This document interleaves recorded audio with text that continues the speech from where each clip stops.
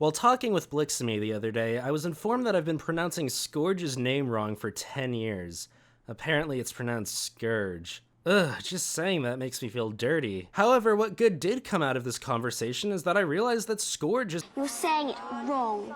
It's— Shut your fucking mouth! He's Scourge to me, damn it. Potato potato. Anyway, the point is that Scourge is awesome and is literally the perfect villain to end the original series with, even better than Tigerstar. He not only is a cool and interesting antagonist in his own right, but he also caps off both Firestar and Tigerstar's narrative arcs brilliantly, while also tying together the original series themes that were established in the very first chapter of Into the Wild. At the end of Into the Wild, there's this super epic passage that sets up this inevitable showdown between Fireheart and his now arch-rival Tigerclaw. Fireheart stared back without blinking. He was a warrior now. He had made an enemy of the clan's deputy, but Tigerclaw had made an enemy of him. Oh my god, Fireheart is such a badass. Fireheart was not the same naive young cat who had joined the clan all those moons ago. He was bigger, stronger, faster, and wiser.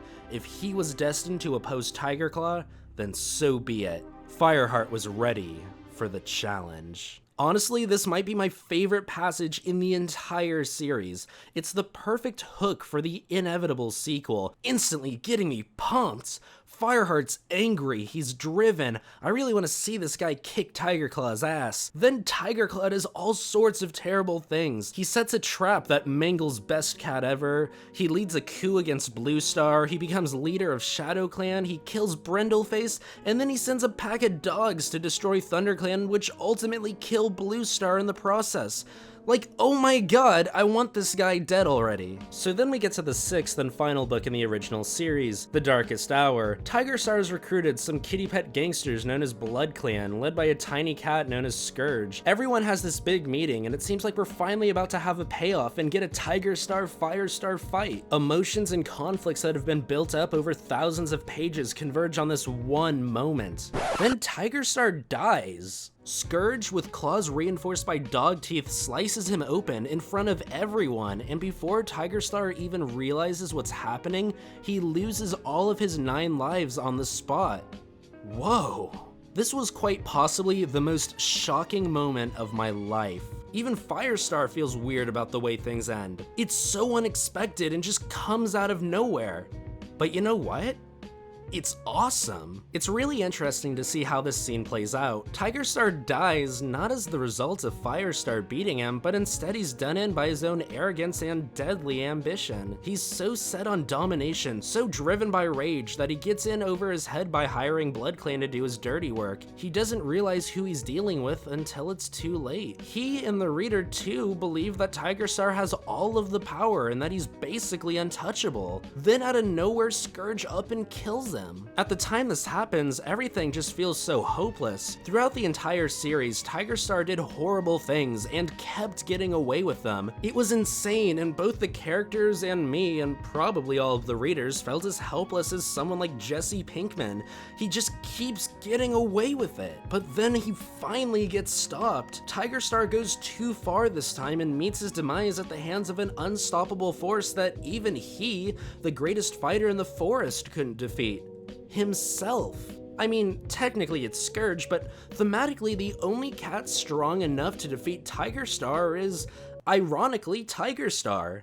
Best writing ever. If you thought that was cool, it gets even better. So now with Tigerstar out of the way, Scourge becomes the new main antagonist that Firestar has to defeat. Everything that has been built up from the first chapter all the way through 6 books culminates in one ultimate showdown between Firestar, the anointed savior of his new world, and Scourge, the brutal leader of his old one. This fight is more than just Firestar versus Scourge, Lion Clan versus Blood Clan. Behind the scenes, this is a trial of both StarClan's strength as well as the final decisive fight between the honorable clan cats of the forest and the savage feral cats of Two Lake Place. Firestar insists on fighting for his home against Blood Clan, taking the fate of the forest into his own paws. He then confronts Scourge on the battlefield and the two fight it out. However, Scourge and his deadly claws are too much for Firestar to handle, and he ultimately kills him. But here's where things get good. Since Firestar is ThunderClan's leader, he was granted 9 lives by their their ancestors in StarClan. Because of this, he's able to be revived and rejoins the fight. Scourge is shocked to see Firestar alive, having believed he killed him. "Scourge!" Firestar yelled. "Turn and face me." The small black cat whipped around, letting go of Cloudtail in his shock. "How? I killed you!" "You did," Firestar spat back at him, "but I am a leader with 9 lives who fights alongside StarClan. Can you say as much?" This is the definitive moment of the entire series, and perhaps its greatest. Everything has come full circle. In this moment, Firestar proves to himself and the world that faith in StarClan is the ultimate power for cats in his world. Scourge may have artificially enhanced his own fighting ability significantly with things like his dog-teeth claws, but Firestar shows that no cat-made force can defeat StarClan or their warrior code-abiding followers. Faith wins in the end. The spiritual trumps the physical. This is a message so profound and brilliantly built up that it sounds like something out of holy scriptures. From the very beginning, cats question Firestar's ability and right to be a clan cat. The very first conflict in the series was whether or not Firestar should leave the comfort of life as a human pet to become a member of ThunderClan. There was a legitimate question about what was the right path to take. Firestar himself questions his decision throughout the series and has to prove himself many times over to both himself and everyone around him. His own kin have chosen kitty pet life, and he struggles to lead his nephew Cloudtail along the path of the clans and StarClan. Finally, after all of these trials and all of this adversity, the final bloody showdown between StarClan and BloodClan puts each respective ideologies to the test. StarClan must prove that it can watch over the clans and defeat any adversary, and who better to demonstrate this than Firestar? He was born a kitty pet, and Scourge, as it turns out, is actually his half-brother. 2 brothers followed 2 completely different paths, and in the end,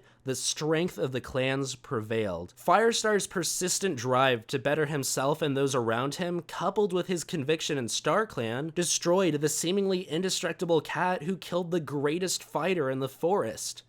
Whoa. So in the end, we didn't get that epic showdown between Firestar and Tigerstar like we all expected. No, that would have been too easy. Instead, we got a genius conclusion to an amazing book series that not only wrapped up the main protagonist and antagonist character arcs, but Erin Hunter also returned to and affirmed the original and most poignant theme of the entire series: flawless, perfect closure. All of this is thanks to Scourge. Without him, the ending would have no doubt been a great payoff, but it wouldn't have been nearly as surprising, and the story wouldn't have resonated on the mind-blowing, immaculately themed tier that it did. And this, my friends, is the epitome of why I love Warriors so much. These tightly constructed books changed my life, and hopefully this video might have just changed yours.